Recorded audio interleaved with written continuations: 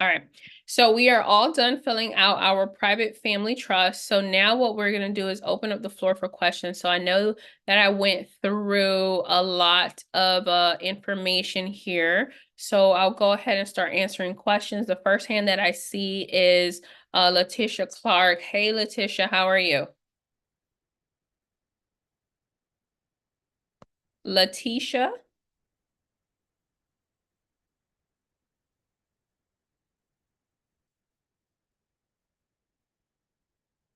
I cannot hear you.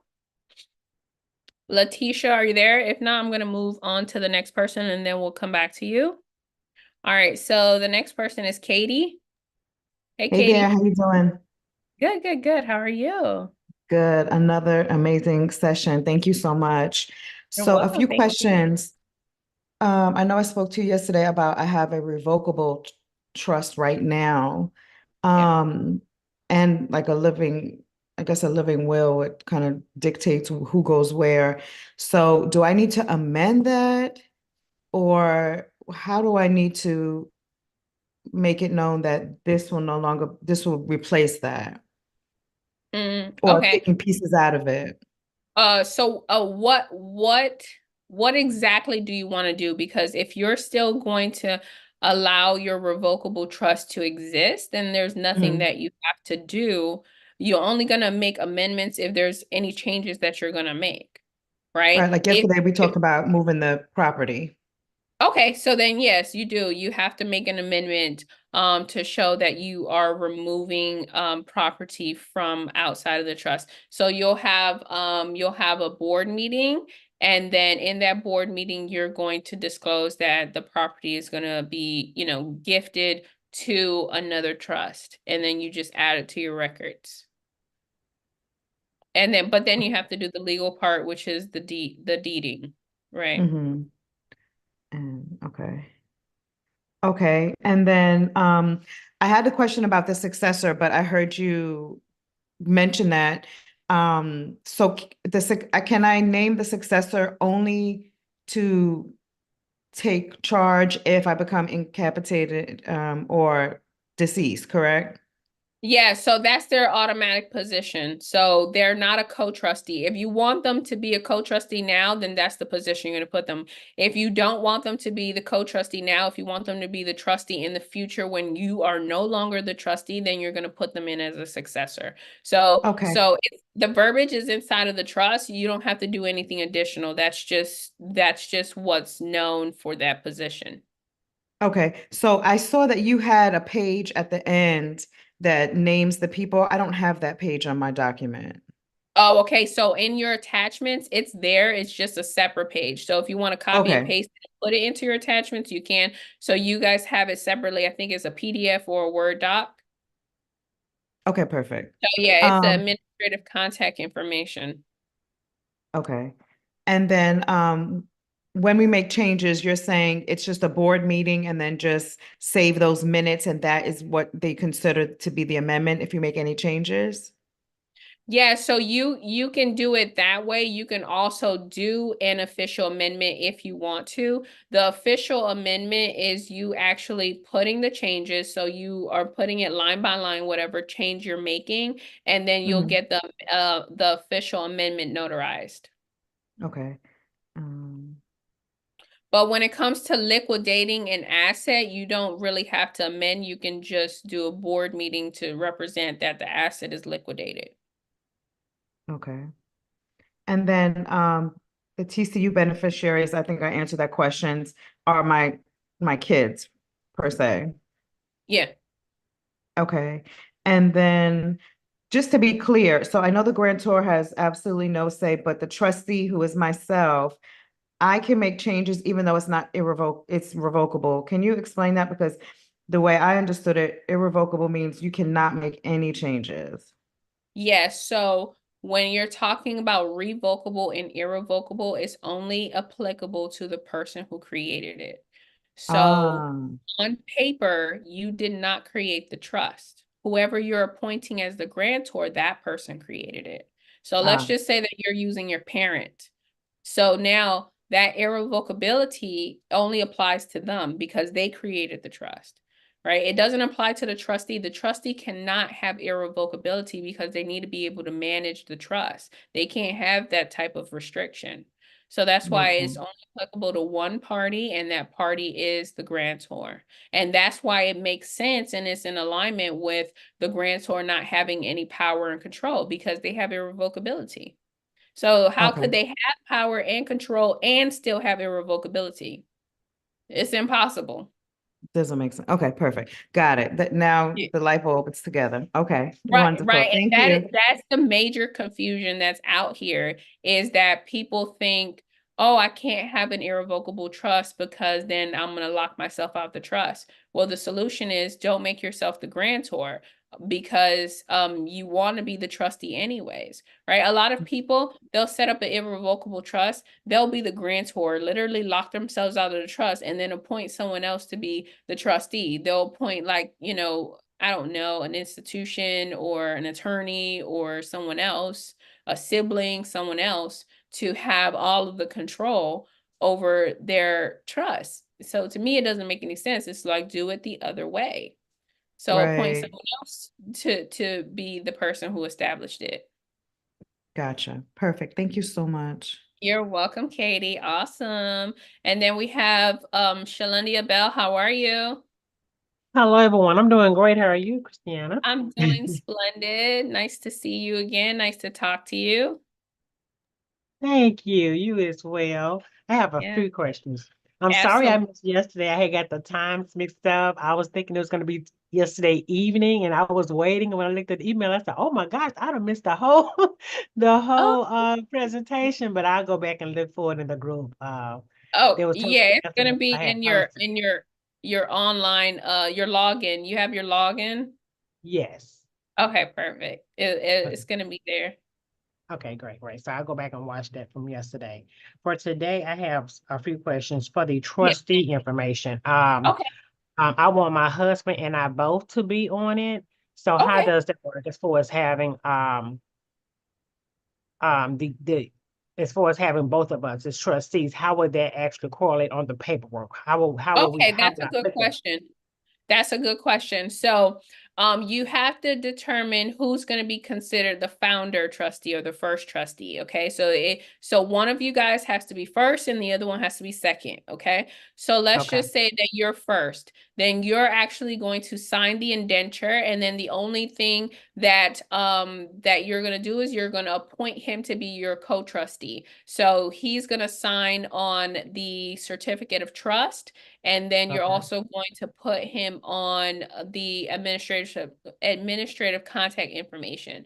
So okay, for the certificate of trust, both of you guys have to notarize. And for all of the other pages, which is the indenture and the Schedule B, not the Schedule B, but the second page of the Schedule A, you are the only one who has to sign. so that's the one that says first trustee only. That's the one that only the first person will sign. Exactly. Mm. Yep. Okay, all the others both will sign. Yep. Okay.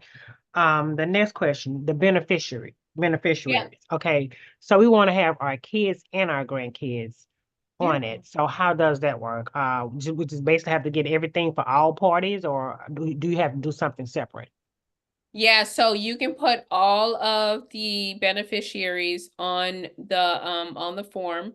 So the all you need is their name and then you can document their family name on there as well and then you're going to need their date of birth. So for let me just share my screen so I can quickly show you. Hold on. 1 second. There we go. So for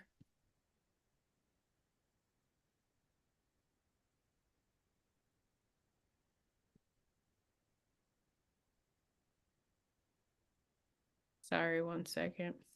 For the Schedule A, the second page of the Schedule A is where we're going to document that we're dispersing the TCU. So here is where you're literally going to put all of their names, okay? And then you'll put their family name too. So if it's Family Bell, then put of Family Bell.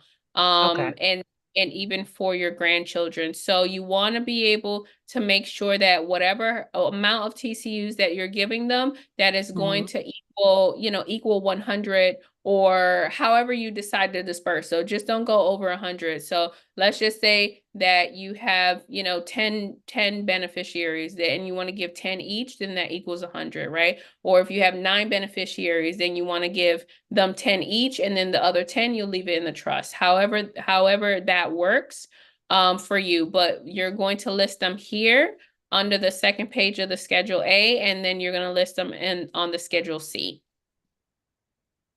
Okay, got it. Because I'm also gonna do the insurance as well. So that will go up under the main page where we had their names and the insurance policies. That will go there. Yeah, it would go right, where you saw their names, it would go on the second, the page immediately after it, which is the Schedule B. You'll put all of their insurance policies. So let's just, so just put the name of the actual insurance company, the name of the insured. So you're gonna put, like me, I'm with Emeritus. So I'm gonna put Emeritus, and then I'm gonna put the name of the beneficiary. So, whoever, Michael, Yvette, and then I'm going to put the policy number. So those are the only 3 things that you need. Okay, great. Yeah. Okay, thanks. You're welcome. All right, next. Anybody else have any questions? I'm going to look inside of the chat. I know that we went through a lot. And if you, Drew said this session was absolutely fire. Oh, thank you, Drew. Appreciate that. All right. I'm good. Yeah, you're good. I'm good. Yeah, Hi, I'm good. Miss Bay. Yes, I've that's the been birthday. following. Yeah, I'm good. It's time to go celebrate now. Huh? Yes, I know. I can't wait. I cannot wait for you to go celebrate your birthday. That is amazing. Yes, Yeah. ma'am. Let me see. So, I can't, I cannot pronounce his name. Let me see. Is it Quincy? I don't know. So the question is, and if you can come off and correct me, I would appreciate that. Like Mr. or Mrs. War. I think it's Miss War. So if the beneficiaries haven't been born, is it up to the trustee to make the amendment? Yeah. So if they haven't been born, then once they are born into the trust, then you would put them inside of the trust. So the thing is that they normally would inherit TCUs from their parents. So it's not that it's like automatic. They do have to inherit the TCUs from whatever TCU holder that that is having them being born into the trust. Okay, but it is up to the trustee ultimately to approve the transfer once they're born, and to make the amendments to the trust to add that new beneficiary. Marquita said I couldn't find the group in Facebook. I think they had replied already. Yep. Okay, perfect. All right. Any other questions, you guys? So it's 12:53. Hey, Terry, how are you? It's always a pleasure. I got one more question. Yeah. Just say like if something was to happen to both my husband and I, like we have the trustee and the co-trustee, would it be wise to have the successor in place just to cover us both in case something was to happen to us, together? Yes, you definitely want to have the successor have it as soon as possible. So start thinking about that now, because tomorrow is not promised, and you want to be able to secure the trust to know that there's someone who's going to take over. Just make sure that that person is at least 18 and older, able to accept their position and actually want to operate the trust. Gotcha. Okay, great. Thanks. You're welcome. All right. Let's see. Who else do we have here? Any other last questions? If not, Yes, me. Oh, hi, Maxine. How are you? Okay, so yesterday you said so if I purchase a home, even if I purchase it before establishing the trust or at any point, I can always place it into the family trust and not into the business trust, right? Correct. Yeah, at any point in time. If you purchase a home or build a home or whatever it is.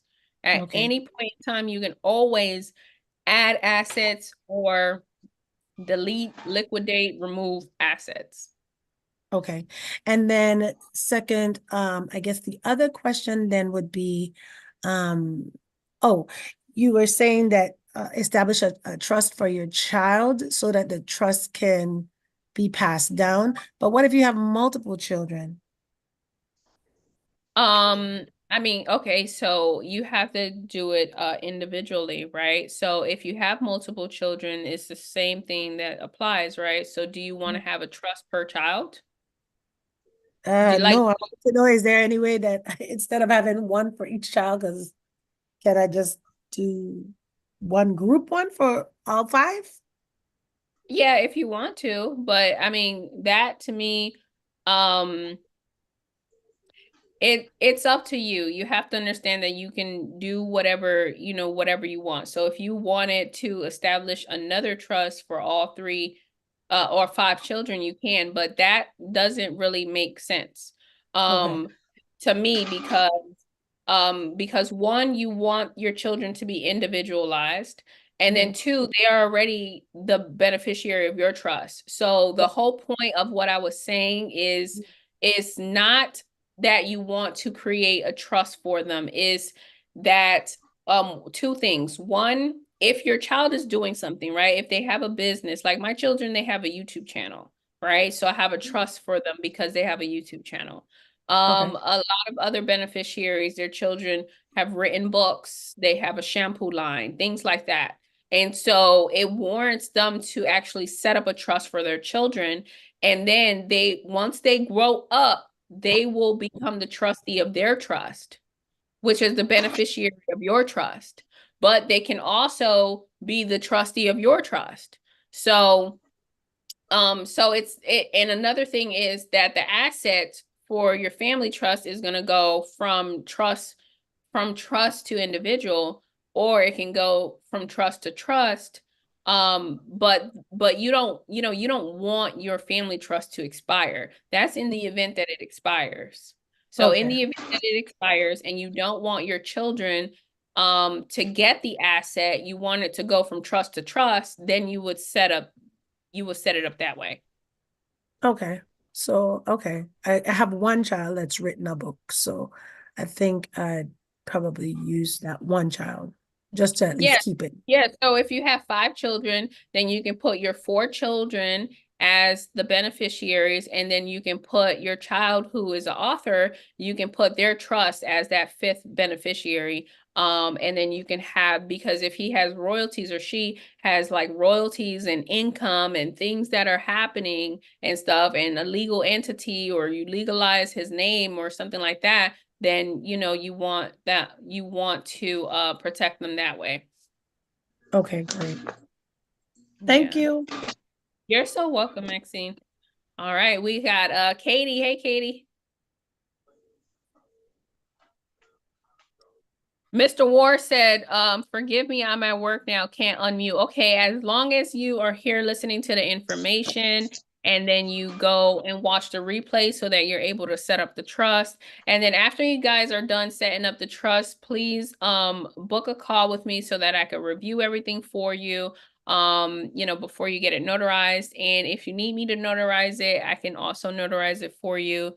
So just let me know. But Mr. Ward said, How do you notarize it? yeah, We have so to send it to you? yeah, you have to send it to me. Okay, so we have to put the signatures on there before or after for the grantor and the trustee? Yeah, so you can do it after. After? Okay. All right. Thank you. You're welcome. All right. Anybody else? No? Okay. So we are going to wrap it up. It is officially almost 1 o'clock.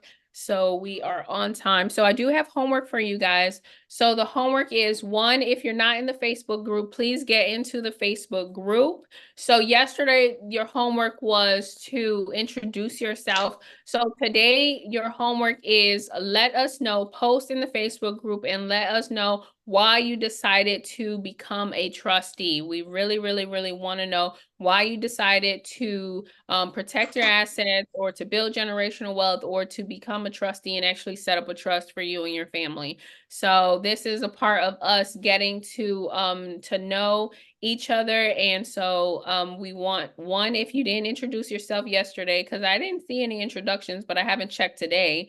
So if you didn't introduce yourself, please do, and then post today and let us know why you decided to become a trustee, okay? So I did mine yesterday. oh, you did? Okay, I'm gonna look at it. Yay, Katie. I know she's on it. Okay. So I'm gonna go look at it right now after this call. So I will see you guys here tomorrow on Zoom. Just know that Aya is going to send you the emails prior to our Zoom class, and you're also going to get the text message reminder with the Zoom link and the resources. Tomorrow we're going to be going over establishing our 508c1a faith-based organization, which is our ministry trust. And then after that, we are going to apply for our EIN for a tax-exempt organization. And lastly, what we'll do is we will become ordained ministers for our trust, okay? If that's what you want to do. So everything is optional here, and you operate your organization the way you want.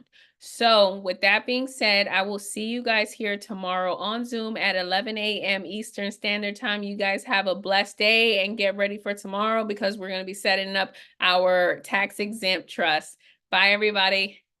Mimosa time. Bye. Yay. Happy birthday.